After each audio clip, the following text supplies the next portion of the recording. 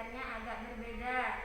Biasanya ibu hanya mengajar kelas 2, ini kita bergabung dengan kelas 3. Kenapa? Karena kelas 3 wali kelasnya sedang ada kegiatan di luar sekolah.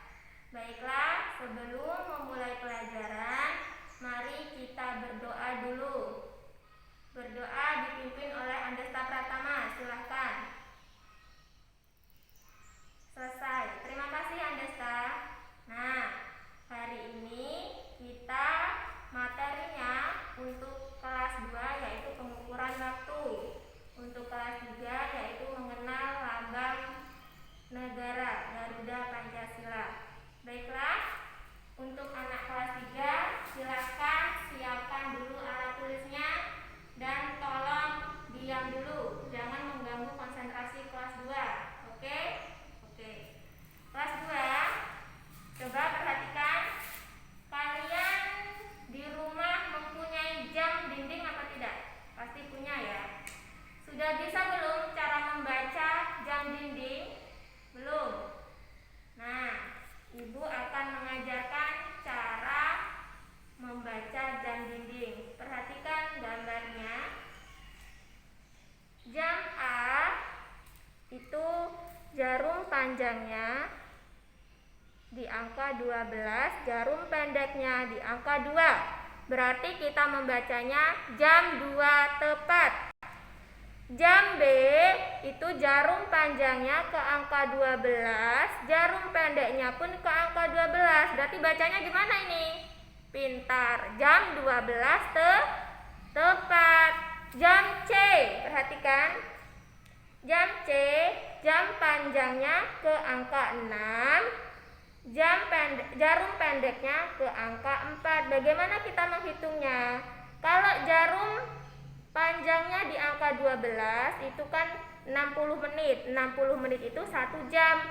Berarti kalau ke angka 6 itu lebih 30 menit. Berarti kita baca, karena jarum pendeknya berada di tengah-tengah 4 dan 5, berarti kita membaca jamnya jam 4.30 atau jam setengah 5. Lihat jam D. Jam D itu angka panjangnya ke jarum panjangnya ke angka 6, jarum pendeknya di antara 8 dan 9. Seperti ini sama, kalau jarum panjangnya ke angka 6 berarti itu lebih 30 menit. Mari kita baca. Berapa ini? Pintar, berarti jam 8.30 menit atau setengah 9. Paham? Nah, jika sudah paham, silakan bagi kelompok. Satu kelompok terdiri dari 4 orang. Nanti kalian maju untuk mendeskripsikan dan mencocokkan jarum panjang di papan tulis yang akan ibu tempel nanti. Setelah itu nanti ibu akan berikan soal evaluasi.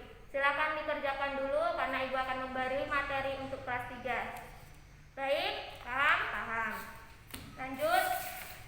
Kelas 3 sudah disiapkan alat tulisnya. Nah, hari ini kita akan belajar lambang negara.